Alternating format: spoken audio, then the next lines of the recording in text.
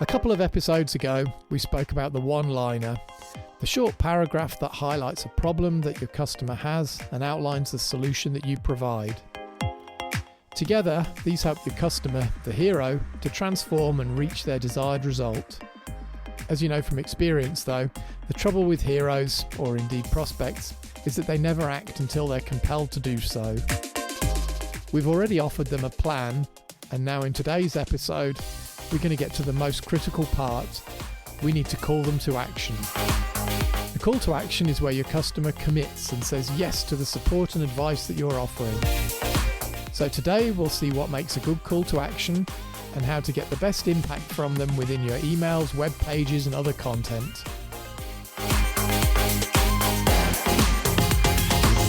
Hello everyone and welcome to the Authentic Marketing Podcast in association with Demodia. I'm your host, Simon Harvey, and I'm joined by my co-host, Daniel Kleber. Hi, Daniel. Hi, Simon. Hello, listeners. Good to be here again. Welcome again, Daniel. Good to have you back.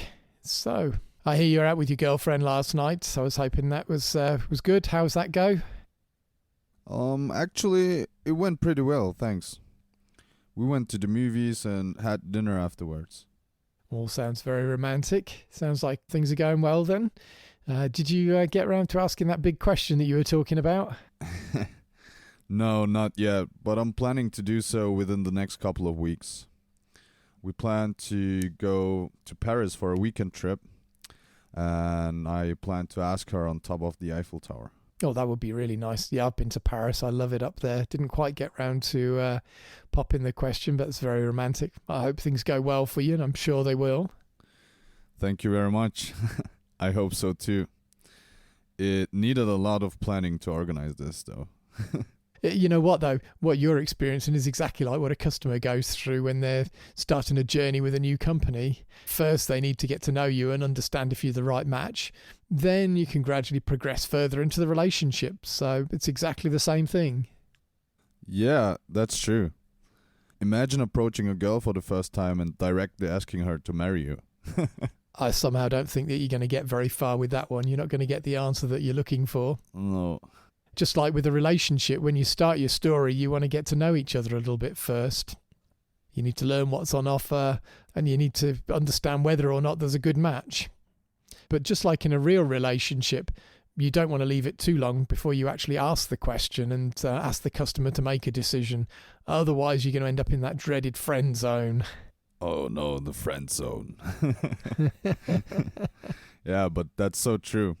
If you wait for too long, they will go and find someone who is ready to solve that problem today. Hope that this isn't true for my girlfriend, at least. I'm sure you'll be all right. You're heading in the right direction there. So, going back to our story, though. So far, we've invited them into our story, made it clear what the problem is that we solve. We've proposed a solution, and we've given them a plan. Now it's time to push them a bit and ask them to make a buying decision. If you don't push people to take action, they won't just make decisions on their own. The call to action is where you are asking them to make a decision. Do they want to move forward with you, or are they not interested? Yeah, and many companies just don't have a strong call to action. And that's really why they're losing business, why people aren't converting on their website. You need to give them guidance, and it has to be very clear and very direct. It has to challenge them to do something. Some good examples are things like buy now, book a consultation, call now. These are clear and strong calls to action. On the other hand, though, I often see websites using things like learn more or ask about this. These are definitely not good calls to action. They're passive and very vague. They don't define clearly what you are asking the customer to do. And of course, when you define your call to action, it has to be everywhere. You might think that you're asking too many times, but I can guarantee you that you're not. So when people scan your website, they're highly likely to miss something that only appears once or twice. People want and expect a prominent call to action. If they have to look for it, they're going to give up. So think about this. How many times have you left the supermarket frustrated because you couldn't find where to pay? Why do you ask that? Never. It's easy to find the checkout as it is always at the front of the store and has big ass signs all around it. Then that's precisely my point. Yeah, supermarkets and other physical stores make it easy for you to find the checkout as they want you custom. However, most websites don't follow those same principles. After each section in the site, you have to have a call to action so that visitors won't miss it. Once you've decided on your call to action, make it prominent and use it consistently throughout the site, your social media, your emails, everywhere, so that your customer always knows what's next. So many companies don't have the call to action and are just losing business on a daily basis for this exact reason. Yeah, and that's a real shame to see.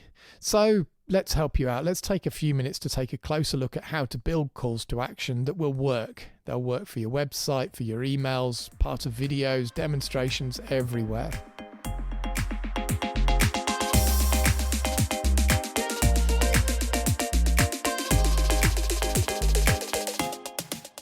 So in today's episode, we've been looking at the call to action part of your story and brand script. This is the point that your prospects need to make a choice. Do they move forward and accept your offer and solution, or do they ignore the problem and carry on doing what they're doing at the moment? So, Daniel, let's take a look.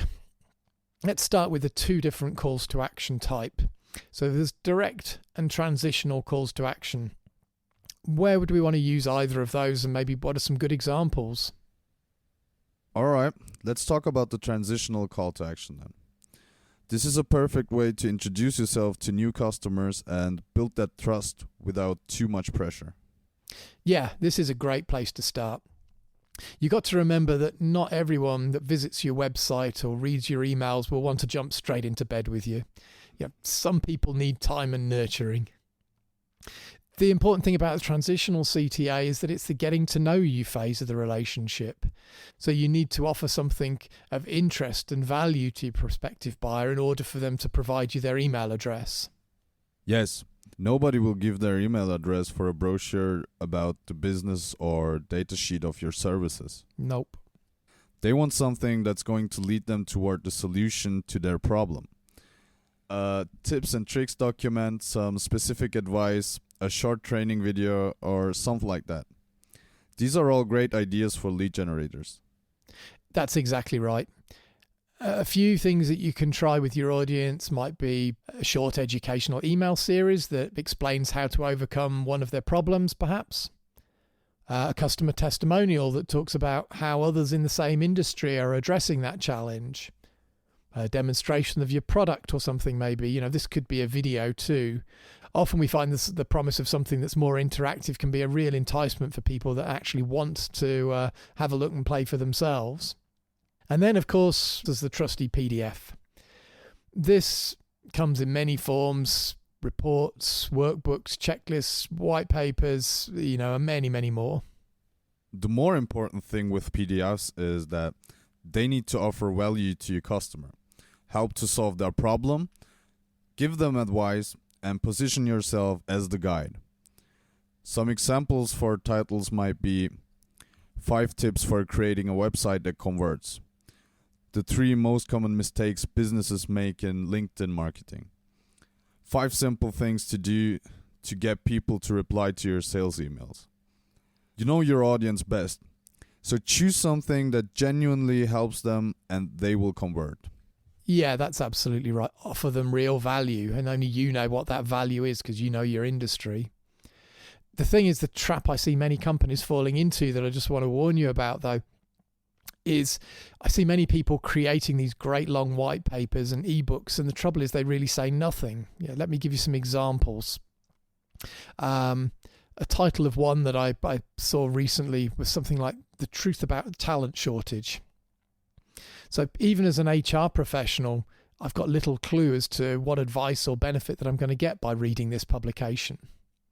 Another one that I saw was called "The Definitive Guide to Brand to Demand Marketing." It sounds all very great and flash, but I'm genuinely in the marketing industry. I've been here for years, and I've got no clue exactly what that means or what to expect from it. So the trouble is that the jargon that they're using in there just doesn't make it clear. People don't know what to expect. The other thing to consider is length. Yes, there's undoubtedly value in a detailed document explaining every step to solving a specific problem. But as responsible marketers, though, we've got to ask ourselves, when is enough? There's no point in spending dozens of hours and thousands of dollars writing and laying out this great long extensive white paper if actually what your prospects really care about is just the short workbook that you've attached away in the appendix at the end. There's some great ideas in there. The thing we haven't discussed yet is how best to incorporate transitional CTAs into your website or any other content. These need to stand out from your main page content, so create something visually colorful and eye-catching. Then add that into the flow of your main content. Typically, I would insert it after the plan section of your content, but as a rule of thumb, I would say it needs to be about 2/3 of the way through the page. Yeah, you also mentioned in there making it eye-catching. I definitely agree with that, but one thing not to forget is do not make it more about style than substance. It's important that it's clear. So as well as maybe the short CTA text, you could include a few words that explain what your visitor's going to get if they do take up your call. A good idea is to use something from the internal problem maybe, or the transformation section of the BrandScript. We've talked a lot now about the transitional call to action. In the buying journey, this leads to a direct call to action. So let's take a look at this. The first thing I would say is that the direct call to action needs to be clear and it needs to be found everywhere on your website. Yes, I'd say it's worth spending a minute to look at the experience. So I mentioned earlier, when you visit a physical store, you want to know where the checkout is. It's distinct, it's well signed, and in larger stores there's often many of them strategically positioned near to the exits and the stairways. You need to think about the positioning of your CTAs in a similar way. So firstly, come up with a standard button style that you're going to use consistently for all your direct calls to action. Then add it to multiple places within each page of your site.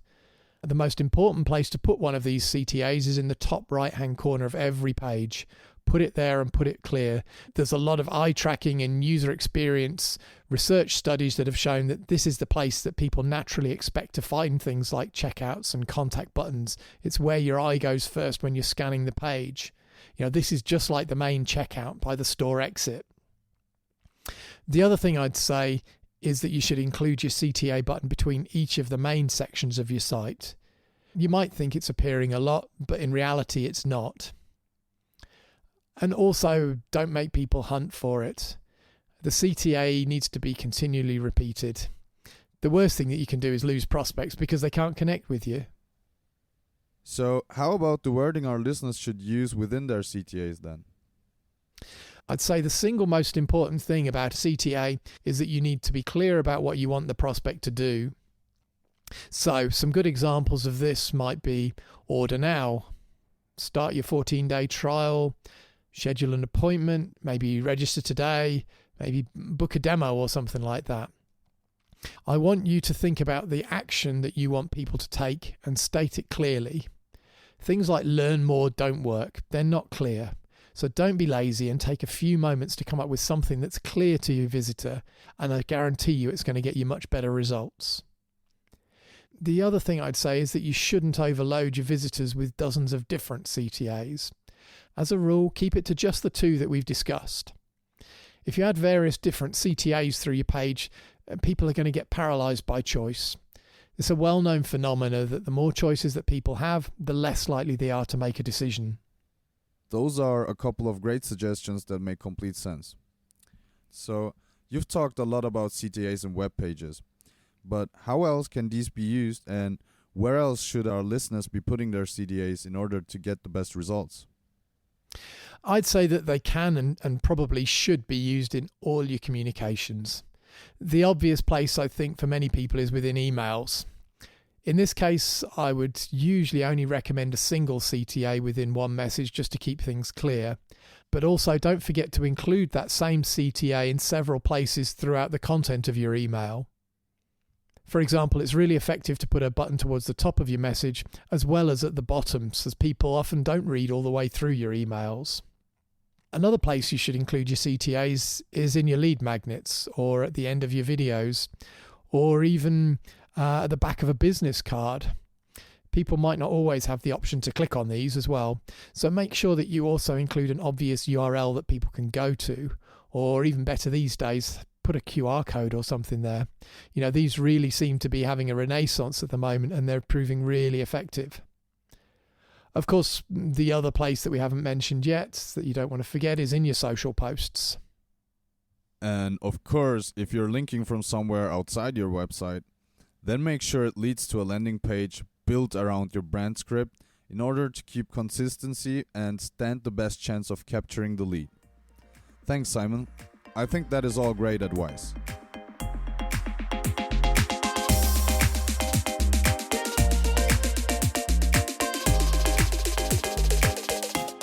And thank you to you too, Daniel. As always, there were some great points in there. Many of them seem obvious, but you'll be amazed how many websites that I've visited that either have no obvious call to action or 10 different ones on the homepage.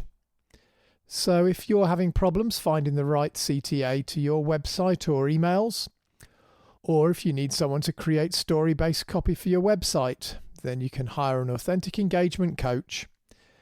Just go to demodia.com to hire a coach that will show you how to increase the effectiveness of your marketing and find an easier way to grow your business. So, listeners, at the end of each episode, I like to give you a set of concrete actions. These are practical steps from today's episode that you can take to immediately improve the effectiveness of your sales and marketing communications.